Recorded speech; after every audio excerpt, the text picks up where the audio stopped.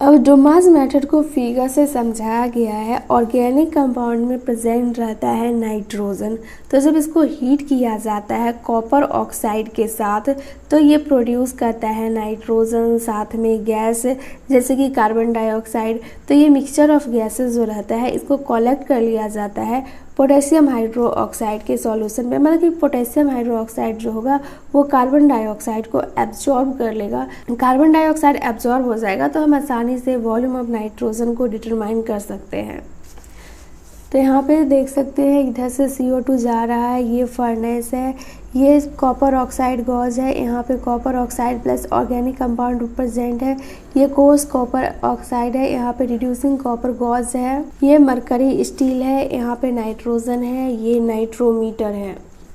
Next है ज़िल्डाल method.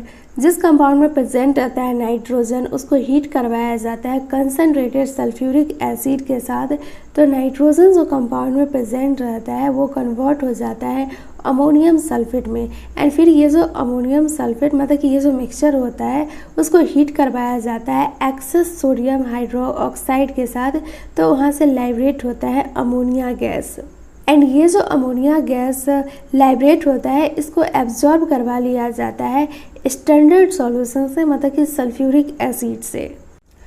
अब यहाँ पे दिया गया है कि सल्फ्यूरिक एसिड जो होता है वो कंज्यूम कर लेता है अमोनिया को, तो इससे एस्टिमेट किया जा सकता है कि कितना अमोनिया प्रोड्यूस हुआ है। अब ये सब में दिया गया है कि अमाउंट ऑफ एसिड जो रिएक्ट करता है अमोनिया से उसको हमें फाइंड करना है। तो इनिशियल अमाउंट जो एसिड का था उसमें से माइनस कर देंगे जो रिएक्शन के बाद एसिड बचा है, तो हमें मिल जाएगा amount of acid reacted with ammonia.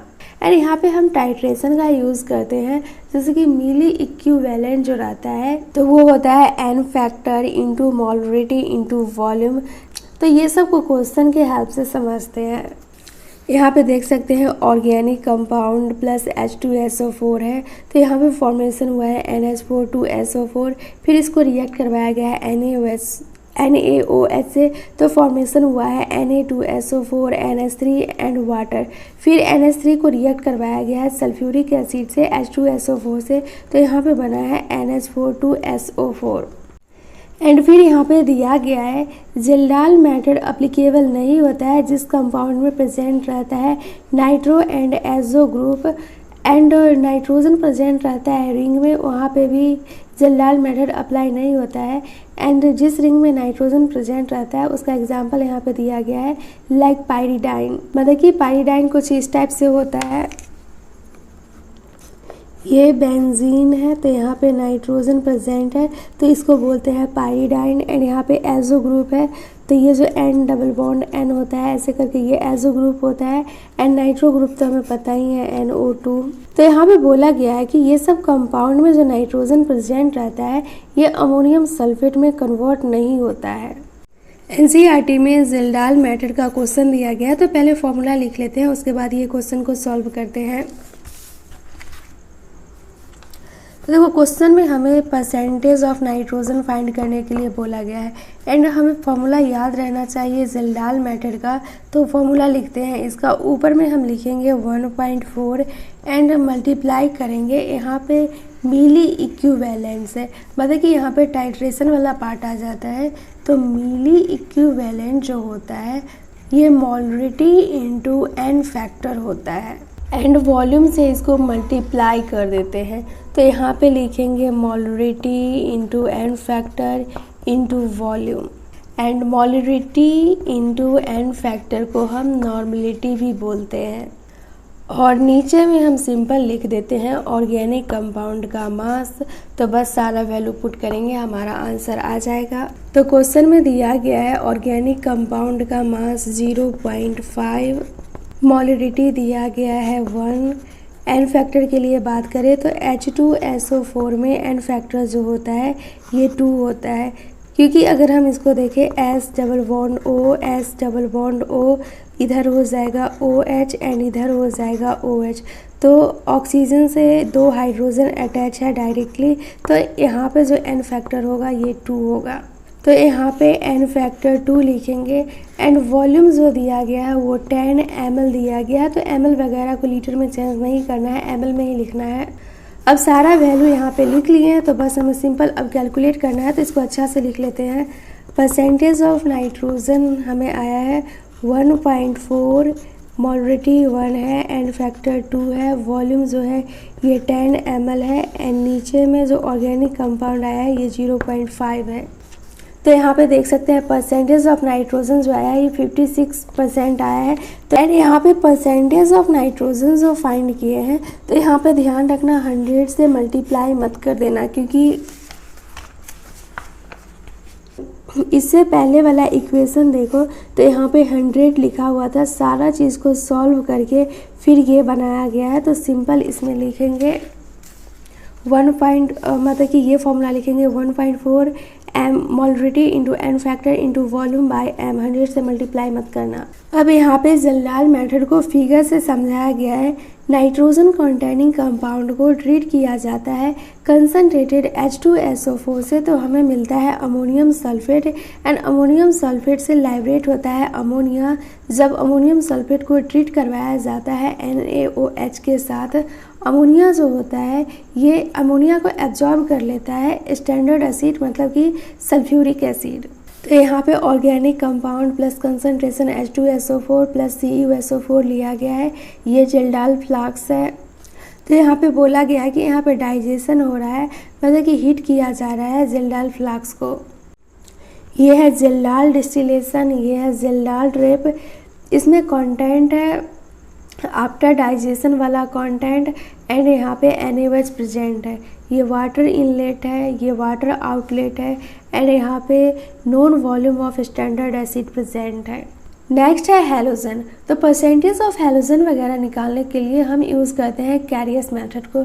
तो कैरियस मेथड क्या होता है कि ऑर्गेनिक कंपाउंड को हीट किया जाता है फ्यूमिक नाइट्रिक एसिड के साथ और साथ में प्रेजेंट रहना चाहिए सिल्वर नाइट्रेट भी। और ये सब जो रिएक्शन होता है ये हार्ड ग्लास ट्यूब में होता है जिसको कि बोलते हैं कैरियस ट्यूब।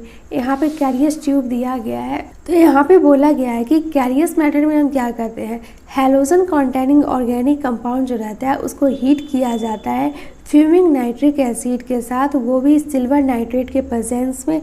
तो फॉर्मेशन होता है AgX जिसको कि बोलते हैं सिल्वर हैलाइड। यहाँ पे फिगर के हेल्प से कैरियस मेथड को समझाया गया है। ये जो है इसके अंदर जो एक ट्यूब जैसा लग रहा है उसमें ऑर्गेनिक कंपाउंड प्रेजेंट है, ये AgNO3 है एंड यहाँ पे जो वेपर जैसा निकल रहा है ये फ्यूमिंग HNO3 है। ये 2 सेंटीमीटर का है एंड इधर मतलब कि यहाँ तक 2 सेंटीमीटर तक है एंड टोटल 50 सेंटीमीटर का है। ये सीलेट कैपिलरी है। यहाँ से अब न्यूमेरिकल वाला पार्ट स्टार्ट होता है, तो इसको पहले समझते हैं। देखो हैलोजन के लिए हमें AgX याद रखना है। तो अब अगर हमें परसेंटेज ऑफ हैलोजन फाइंड करना है तो हमें ऊपर में क्या लिखना पड़ेगा, हैलोजन का एटॉमिक मास लिखना पड़ेगा। तो हम ऊपर में लिखेंगे एटॉमिक मास हैलोजन का एंड जैसे हम लिखते हैं ऊपर में लिखते हैं M1 एंड नीचे में लिखते हैं M। तो यहाँ पे AgX लिए हैं तो यहाँ पे मास लिखेंगे AgX का एंड नीचे में मास लिखेंगे ऑर्गेनिक कंपाउंड का एंड इधर लिखेंगे मॉलिक्यूलर मास AgX का। मॉलिक्यूलर वेट जो होता है AgX का वो लिखेंगे एंड इधर जो AgX का मास लिखेंगे वो क्वेश्चन में गिवन रहेगा। तो अब सिंपल इसमें हमें पुट करना है, परसेंटेज निकालना है तो 100 से मल्टीप्लाई कर देंगे। NCERT में दिया गया है कैरियस मेथड से कैसे हम हैलोजन के परसेंटेज को फाइंड करते हैं। तो यहाँ पे 0.15 ग्राम जो दिया गया है ये ऑर्गेनिक कंपाउंड है। तो ऑर्गेनिक कंपाउंड नीचे लेते हैं तो ये 0.15 हो गया एंड ये कितना है AgX क्वेश्चन में गिवन है। तो AgX को यहाँ पे AgBr लिया गया है। तो यहाँ पे AgBr क्वेश्चन में गिवन है 0.12 एंड फिर यहाँ पे AgX मतलब कि यहाँ पे Br लिया गया तो X के जगह Br आ जाएगा। तो यहाँ पे AgBr का हमें मॉलिक्यूलर वेट लिखना है। तो एजी का जो एटॉमिक वेट होता है ये 108 होता है एंड ब्रोमीन का 80 होता है। तो ये दोनों को जब ऐड करेंगे तो ये 188 हो जाएगा। एंड ऊपर में लिखेंगे एटॉमिक मास, तो बी आर हेलोजन का एटॉमिक मास लिखते हैं, तो बी आर का एटॉमिक मास कितना है 80 है, तो ऊपर में 80 लिखेंगे। देखो यहाँ पे क्वेश्चन में हमें फाइंड करने के लिए बोला गया परसेंटेज ऑफ ब्रोमीन, तो ब्रोमीन के लिए हम AgBr लिखेंगे। तो अब हमें परसेंटेज ऑफ ब्रोमीन फाइंड करना है, तो ऊपर में हम जिसका परसेंटेज निकालना रहता है उसी का एटॉमिक वेट लिखते हैं। तो ब्रोमीन का एटॉमिक वेट 80 होगा एंड फिर ऊपर में क्या लिखते हैं कि कितना AgBr है। तो AgBr का वैल्यू क्वेश्चन में दिया रहता है, तो क्वेश्चन में AgBr के लिए हम यहाँ पे M1 लिखते हैं एंड M1 का वैल्यू यहाँ पे दिया गया है 0.12 एंड फिर M1 के नीचे ऑर्गेनिक कंपाउंड लिखते हैं। ऑर्गेनिक कंपाउंड कितना है, तो ये क्वेश्चन में गिवन रहता है 0.15 एंड नीचे में लिखते हैं AgBr का एटॉमिक वेट, तो मतलब कि मॉलिक्यूलर वेट, तो AgBr का मॉलिक्यूलर वेट हो जाएगा 188 क्योंकि Ag का एटॉमिक वेट 108 होता है एंड Br का एटॉमिक वेट 80 होता है, तो टोटल हो जाएगा 188 एंड इसको मल्टीप्लाई कर देंगे 100 से, तो परसेंटेज आ जाएगा Br का। तो यहाँ पे देख सकते हैं ये 80 है तो ये भी 80 है, नीचे में 188 है, ऊपर में 0.12 है एंड फिर नीचे में 0.15 है, ये 100 है, तो यहाँ पे से परसेंटेज ऑफ ब्रोमीन आ गया है 34%। तो देखो सारा प्रोसेस सेम होगा, बस हेलोजन में क्या होगा X चेंज होता जाएगा, कभी AgX ब्रोमीन होगा, क्लोरीन होगा, आयोडीन होगा।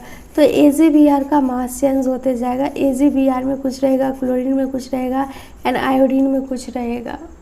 ब्रोमीन का तो एटॉमिक वेट दिया गया है 80 है एंड आयोडीन का याद रखना 127 एंड Ag का जो एटॉमिक वेट होता है ये 108 होता है।